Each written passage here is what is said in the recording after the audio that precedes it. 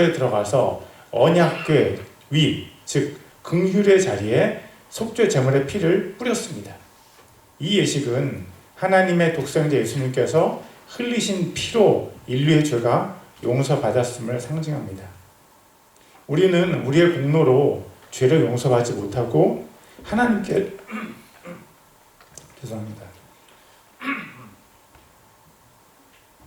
하나님께서 우리를 긍휼히 여겨주시고 그의 아들 예수님을 우리 죄 대신 죽이셨기 때문에 죄를 용서받았습니다. 히브리서 10장 10절에 이렇게 말씀하십니다. 바로 이 뜻으로 말미암아 예수 그리스도의 몸이 단 한 번 영원히 드려짐을 통해 우리가 거룩히 구별되었노라. 예수 그리스도께서 하나님이시기 때문에 모든 인류를 위한 속죄 제물이 되시기에 충분합니다. 또 예수 그리스도께서 죄가 없으시기 때문에 예수 그리스도의 몸이 속죄의 제물이 되실 수 있습니다. 예수 그리스도께서 십자가에서 죽으셨을 때 성전의 지성소와 성소를 가로막고 있던 휘장이 찢어졌습니다. 예수님께서 영원한 제물이 되셨기 때문에 더 이상 하나님과 사람 사이를 가로막는 휘장이 필요 없어졌습니다. 히브리서 9장 12절에 말씀하십니다. 염소와 송아지의 피가 아니라 자기 피를 힘입어 단 한 번 거룩한 곳에 들어가사 우리를 위하여 영원한 구속을 얻으셨느니라. 죄의 희생물로 드려진 짐승의 피는 예수 그리스도께서 십자가에서 흘리신 피를 상징합니다. 예수님의 피가 인류의 모든 죄를 단 한 번에 영원한 제사로 씻으셨습니다. 누구든지 예수님의 피로 씻으면 아무리 찌든 죄라도 눈과 같이 희어지고 아무리 많은 죄라도 흰 양털처럼 희어집니다. 우리는 예수님의 피로 씻음 받았습니다. 그리고 예수님 자신도 예수님의 피를 통해 부활하셨습니다. 19세기의 남아프리카의 성자라고 불리며 기도와 성령의 사람인 앤드류 머레이는 이렇게 말했습니다. 히브리서 13장 20절에서 우리는 이제 양들의 큰 목자이신 우리 주 예수님을 영존하는 언약의 피를 통해 죽은 자들로부터 다시 이끌어내신 평강의 하나님이라는 말씀을 보게 됩니다. 바로 하나님께서 예수님을 죽은 자 가운데서 일으키신 것이 바로 그 피의 덕택이라는 것입니다. 그 피가 아니었다면 하나님의 전능하신 능력이 예수님을 죽은 자 가운데서 일으키도록 발휘되지는 않았다는 말입니다. 형제자매 여러분, 죄가 없으신 예수님의 피는 온 세상에서 유일하게 거룩한 피입니다. 하나님께서 예수님을 지옥에서 끌어올리실 수 있었던 근거는 예수님의 거룩한 피에 있습니다. 만약 예수님의 피가 죄로 더러워진 피였다라고 한다면 아무리 하나님이라도 예수님을 지옥에서 이끌어올리지 못하셨을 것입니다. 예수님의 피가 거룩하기 때문에 예수님을 지옥에서 끌어올려서 부활시키시는 것이 하나님의 거룩하심과 모순되지 않았습니다. 예수님의 피가 거룩하기 때문에 그 피에 능력이 있습니다. 거룩하신 예수님의 피를 근거로 하나님께서 예수님을 지옥에서 이끌어 올리셨듯이 거룩하신 예수님의 피를 근거로 하나님께서 우리도 지옥에서 이끌어 올리신 것입니다. 예수님의 거룩한 피가 능력이 있습니다. 사탄의 정죄가 힘을 잃는 것은 예수님의 거룩한 피 때문입니다. 예수님의 피가 지옥의 문을 열었습니다. 예수님의 피가 하늘의 문도 열었습니다. 예수님의 피가 우리를 우리의 헛된 행실에서 자유케 하셨습니다. 예수님의 피는 영적인 핵폭탄입니다. 신구약 성경을 관통하는 주인공이 예수님이신데 가장 중요한 주제 중에 하나가 바로 예수님의 피입니다. 짐승의 피가 사람의 죄를 속하기 위해 뿌려진 곳이 언약궤의 뚜껑에 위치한 긍휼의 자리입니다. 예수님의 피를 흘리신 곳을 상징하는 곳이 바로 언약궤입니다. 하나님께서 언약궤를 보실 때마다 예수님께서 십자가에서 흘리신 피를 보셨습니다. 하나님께서 언약을 얼마나 소중하게 여기셨는지 이스라엘이 출애굽한 후에 40년간 광야 생활이 증거합니다. 이스라엘이 광야에서 멈추어 있을 때 하나님께서 언약궤를 12지파의 가장 가운데에 두셨습니다. 또 이스라엘이 이동할 때 하나님께서 언약궤를 이스라엘의 가장 앞쪽에 두셨습니다. 이스라엘이 요단강을 건너갈 때 이스라엘 가장 앞에 있는 언약궤가 요단강에 들어서자마자 요단강물의 하류는 뚝 끊겼고 상류에는 물이 쌓이기 시작했습니다.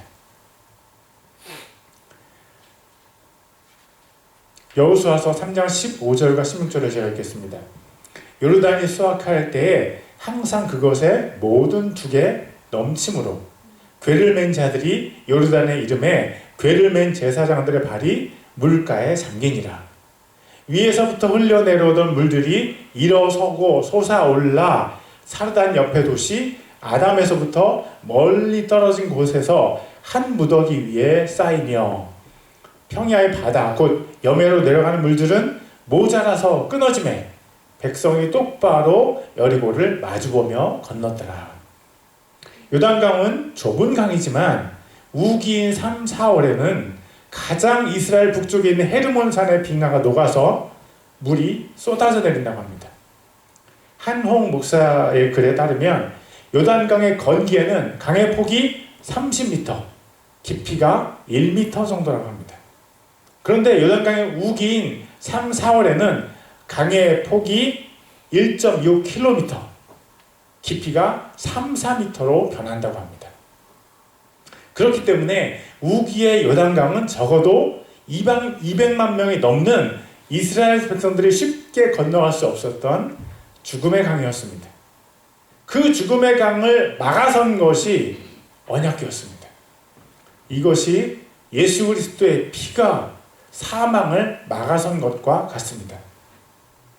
형제자매 여러분, 하나님께 나아갈 때 그리스도 예수님의 피를 의지하십시오. 예수님의 피를 하나님께서 주목하십니다.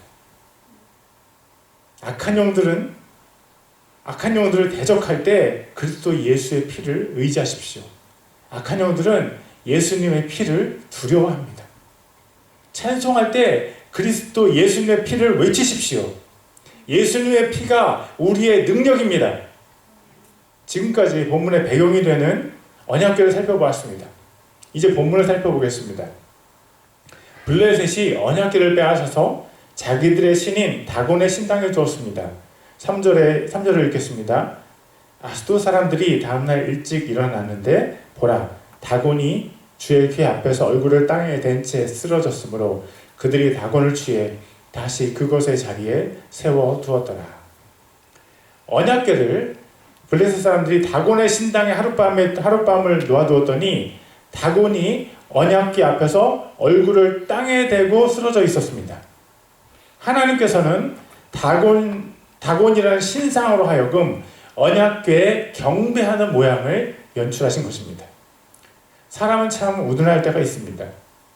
자기들의 신 다곤이 이스라엘의 신이신 하나님의 언약궤 앞에 경배한 것을 보면 그들이 하나님의 위대하심을 깨달았어야 되는데 그렇지 못했습니다. 그들은 쓰러진 다곤 신상을 다시 제자리에 세워두었습니다. 여러분, 우상이라는 것은 우상 자신에게 어떤 능력이 없습니다. 우상을 자신의 심으로 삼은 사람이 그 우상에게 신뢰를 줄 뿐입니다. 다곤은 하나님께서 엎어놓으시면 엎어져 있고 사람들이 일으켜 놓으면 그냥 일어설 뿐입니다. 우상은 자신에게 어떤 힘이 없습니다. 다곤을 세워놓고 하룻밤이 지났습니다. 4절을 읽겠습니다. 그들이 그 다음날 아침에 일찍 일어났는데 보라, 다곤이 주의 궤 앞에서 얼굴을 땅에 댄 채 쓰러졌고 다곤의 머리와 두 손바닥은 끊어져서 문지방에 있고 다곤의 몸뚱이만 남았더라. 둘째 날 다곤 신의 몸뚱이는 그 전날처럼 언약궤 앞에 엎어져서 하나님을 경배하고 있는 모양을 취했는데 머리와 두 손바닥은 문지방이 있었고 다곤의 신당에도 들어오지 못했습니다. 하나님께서 이렇게 말씀하신 것 아닐까요?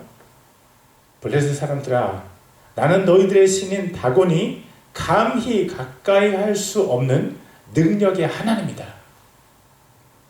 그러나 블레셋 사람들은 하나님의 일하심을 볼 수 있는 눈이 없었고 하나님의 음성을 들을 수 있는 귀가 없었습니다. 그러자 하나님께서 그들에게 더 강력한 메시지를 주셨습니다.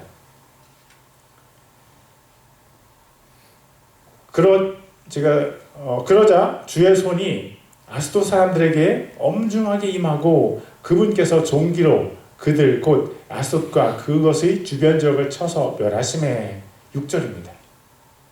하나님께서 그들에게 종기를 통해서 죽음에 이르게 하셨습니다. 본문 9절에는 그 종기가 은밀한 부위에 났다고 했습니다. 그리고 뒷장 6장에 가면은 블레셋이 이스라엘에게 언약궤를 돌려주는데요. 거기에 두 가지 형상을 금으로 만들어서 돌려줍니다.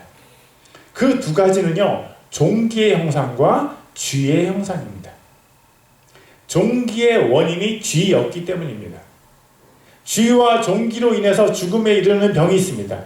그것은 그 병에 걸리면 살 요 끝에가 검은색으로 변해서 죽는다고 해서 흑사병이라고 불리면서 14세기 유럽에서는 7,500만에서 2억 명의 목숨을 빼앗아간 패스트입니다.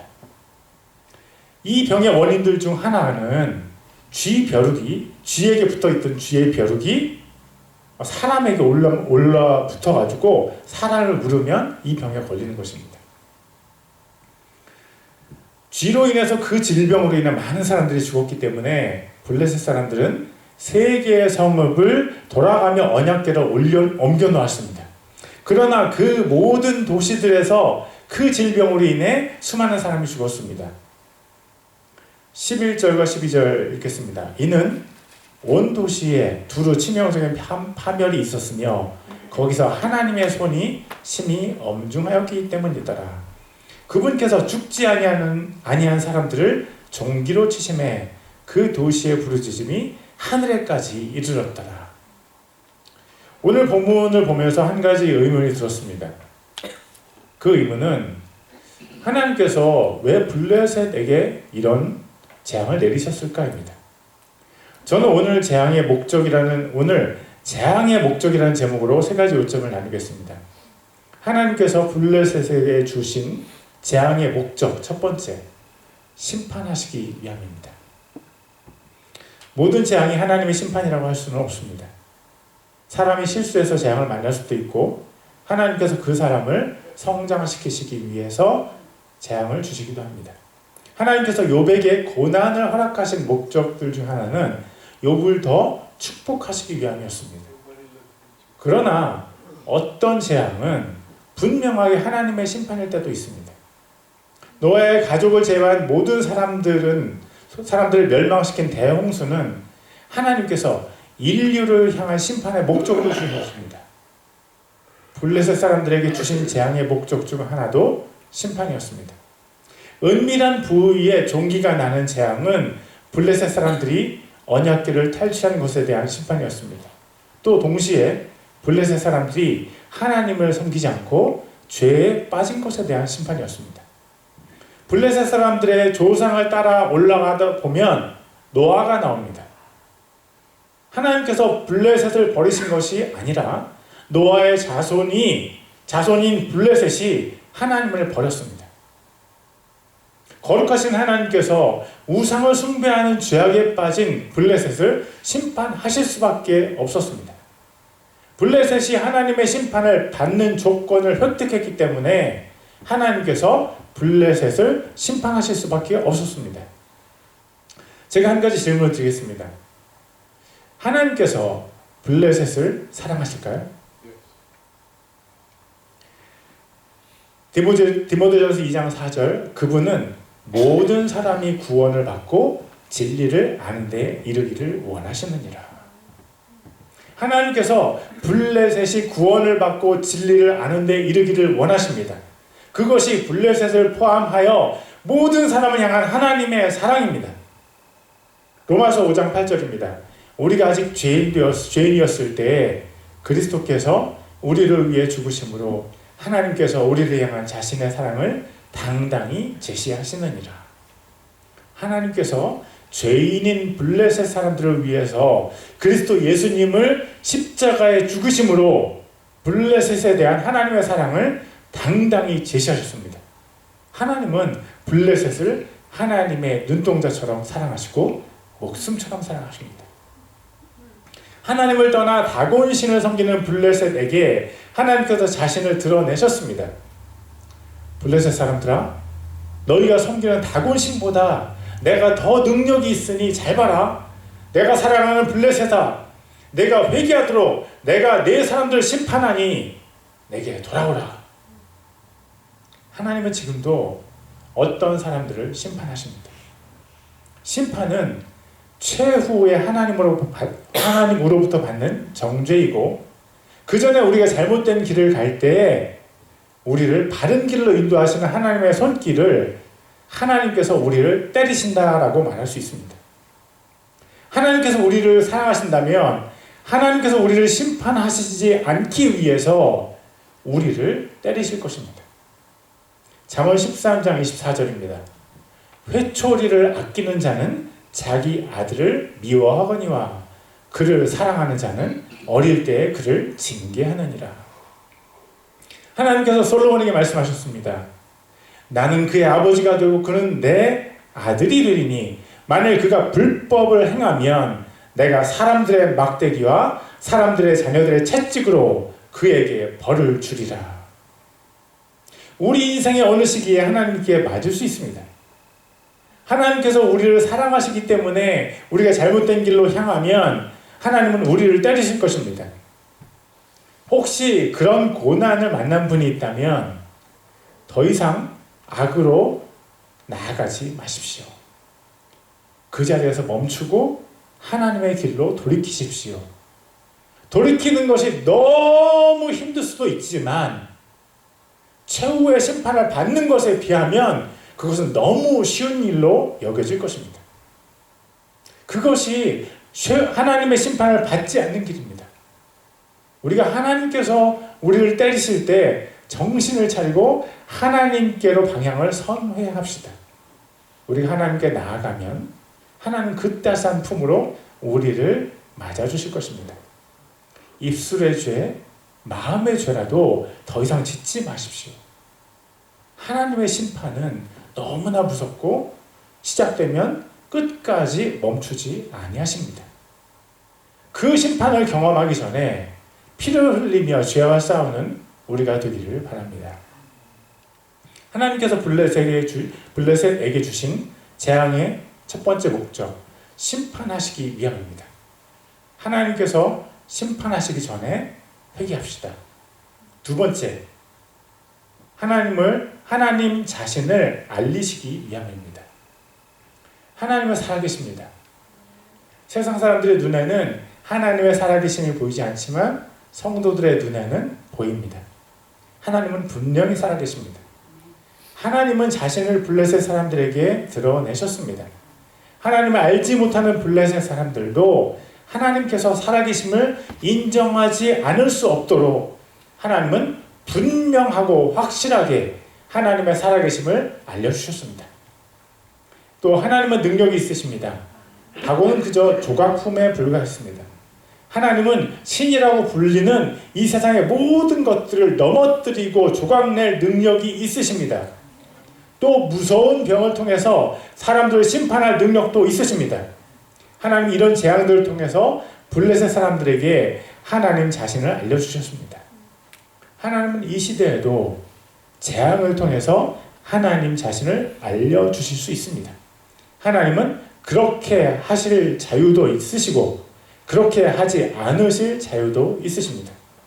그러나 하나님께서 블레셋에 내리신 재앙은 분명히 하나님 자신을 알려주시려는 목적이 있었습니다. 블레셋 사람들의 말을 들어보십시오. 11절입니다. 이에 사람을 보내어 블레셋 사람들의 모든 영주를 함께 모으고 이르되 이스라엘의 하나님의 괴를 보내어 그것이 그것의 본래 처소로 돌아가게 하자 하고 그리하여 우리와 우리 백성을 죽이지 못하게 하자. 블레셋 지도자들은 이스라엘 하나님이 그들을 죽였다는 것에 동의했습니다. 하나님을 알지 못하는 사람들이 모두 하나님께서 재앙을 내리셨다는 것에 동의를 했다는 것은 그들이 하나님을 인정할 수밖에 없을 정도로 하나님께서 하나님 자신을 그들에게 드러내셨다는 것입니다. 사실 하나님은 지금도 하나님 자신을 드러내십니다. 세계의 수많은 사람들이 하나님께서 살아계심을 인정할 수밖에 없는 경험을 하고 있습니다. 에빌린의 수많은 교회들에서 예배를 드리는 대부분의 사람들은요, 그들의 인생에서 하나님을 만난 사람들입니다. 사랑하는 성도 여러분, 하나님을 경험적으로 알아가시기를 바랍니다. 베드로가 권면합니다. 오직 은혜 안에 자라고 우리 주 곧 구원자 예수 그리스도를 아는 것에서 자라라. 아는 것에서 자라라. 하나님은 우리가 삼위일체 하나님을 더 깊이 알기를 원하십니다. 우리가 하나님을 더 많이 경험할수록 하나님을 더 신뢰하게 됩니다. 하나님은 우리가 예수님을 찾을 때 우리를 절대 버리지 않으십니다.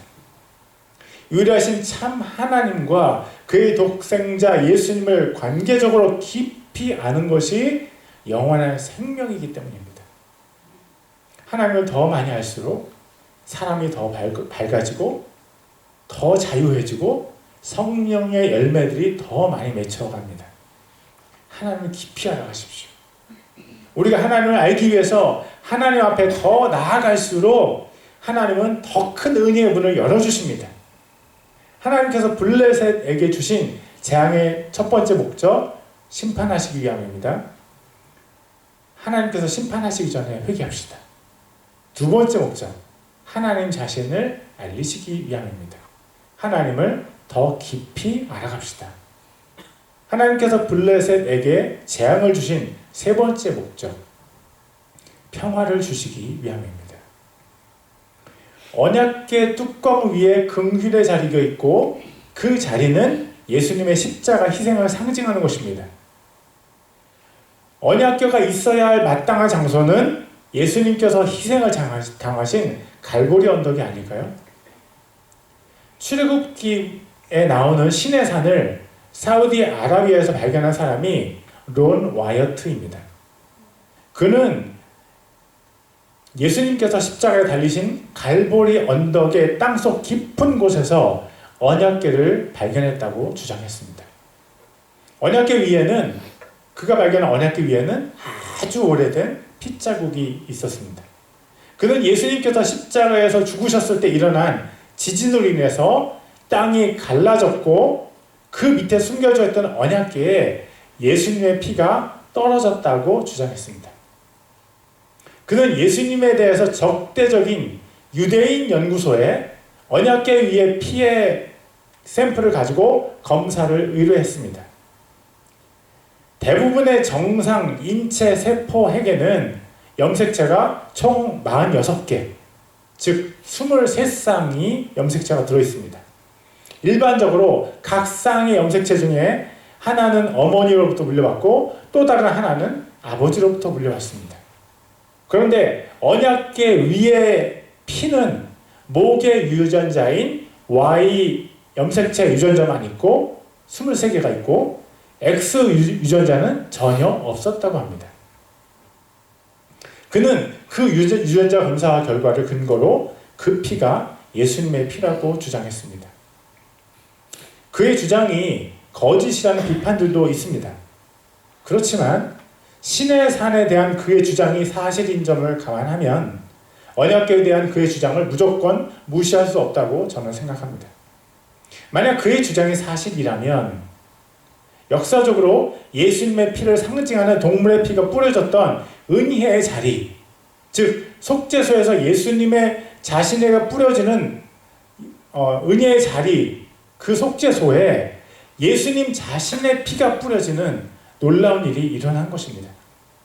설령 그 자신의 주장이 사실이 아니라고 하더라도 언약궤는 이스라엘로 돌아와야만 했습니다.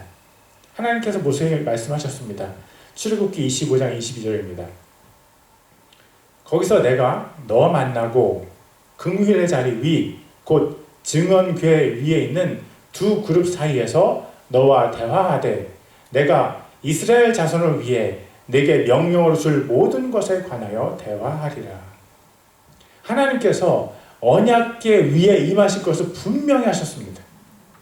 하나님께서 메시아 예수님을 통해 보내실 통로로 사용하실 곳이 이스라엘의 골고다 언덕, 갈보리 언덕이었기 때문에 언약궤는 이스라엘로 다시 돌아와야만 했습니다. 하나님께서 주시는 재앙은요, 재앙이면서 동시에 구원입니다. 블레셋은 그 재앙을 면하기 위해서 언약궤를 다시 돌려보내는 결정을 했습니다. 하나님께서 주신 재앙에 대한 바른 회개가 자신들로부터 하나님의 재앙이 떠나게 했습니다. 다음 장인 사무엘상 6장을 보면 블레셋이 언약궤를 이스라엘로 돌려보낸 장면이 나옵니다. 6장 5절을 제가 읽겠습니다. 그러므로 너희는 너희 종기의 형상들과 땅을 망친 너희 쥐들의 형상들을 만들고 이스라엘의 하나님께 영광을 돌리라. 혹시 그분께서 너희와 너희 신들과 너희 땅에서 떠나 자신의 손을 가볍게 하실까 하노라. 블레셋은요, 재앙 너머에 있는 평화를 바라보면서 그것이 그 재앙이 하나님의 진노의 손을 블레셋에서 떠나 블레셋의 평화가 찾아왔습니다. 예레미야 선지자는 남유다가 멸망하기 바로 전에 남유다의 멸망을 예언해서 많은 핍박을 당했습니다. 이 말씀은 하나님께서 예레미야를 통해서 유다에게 주신 말씀입니다. 예레미야 29장 11절입니다. 너희를 향한 나의 생각을 내가 아노라. 그것은 평안을 주려는 생각이요 재앙을 주려는 생각이 아니니 곧 기대하던 결말을 너희에게 주려는 것이라. 주가 말하노라. 이제 얼마 안 있으면 유다는 바벨론의 공격으로 멸망을 당하고 많은 사람들이 죽고 또 나머지는 포로로 끌려갈 것입니다. 그런데 하나님께서 말씀하셨습니다. 그것은 평안을 주려는 생각이요 재앙을 주려는 생각이 아니니. 재앙을 주시지만 그 재앙 뒤에 평안을 주실 것이라는 예언입니다. 하나님은 평안을 주시기 위해서 재앙을 주실 때가 있다는 것입니다. 하나님께서 이스라엘을 순결하게 만들기 위해서 때리셨습니다. 이스라엘의 평안은요, 그리스도 예수님의 십자가를 통해서 하늘나라에서 영원하게 이루어졌습니다. 이사야서 9장 6절은 예수님을 평화의 통치자라고 했고 누가복음 2장에서 천사들이 예수님을 이렇게 찬양했습니다. 가장 높은 곳에서는 하나님께 영광이요 땅에서는 평화와 사람들이 향한 선하신 뜻이로다. 하나님께서 예수님을 통해 인류에게 참된 평화를 주기 원하십니다. 참된 평화는 국가 간의 평화가 아니고 하나님과 인간 사이의 평화입니다. 영적인 전투에 임하는 하나님의 용사가 입어야 할 하나님의 전신갑주가 에베소서 6장에 나와 있는데 15절은 이렇게 얘기합니다. 화평의 복음을 예비한 것으로 너희 발에 신을 신고. 하나님께서 인류에게 평화를 선포하기 원하신다면 하나님의 사람들은 마땅히 그 평화의 복음을 세상에 전해야만 합니다. 예수님께서 십자가에서 죽으셔서 흘리신 피로 죄인이 하나님과 평화를 이룰 수 있다고 선포해야 합니다. 예수님의 피 때문에 지옥에서 천국으로 옮김을 받은 사람이 있다면 그는 반드시 그 복된 소식을 다른 죄인에게 전해줄 것입니다. 어떤 사람들은 그 기쁨이 커서 학업을 잠시 중단하고 선교지를 방문해서 복음을 전할 것입니다. 또 어떤 사람들은 직장을 그만두고 사람들의 욕을 먹으면서도 그것을 기뻐하며 땅끝으로 걸어갈 것입니다. 그러나 많은 성도들은 선교지에 직접 갈 수 없기 때문에 그런 선교사들을 돕는, 보내는 선교사로 살아갈 것입니다. 그렇지만 보내는 선교사도 자신의 주위에 있는 사람들에게 이 평화의 복음을 숨기지 못할 것입니다.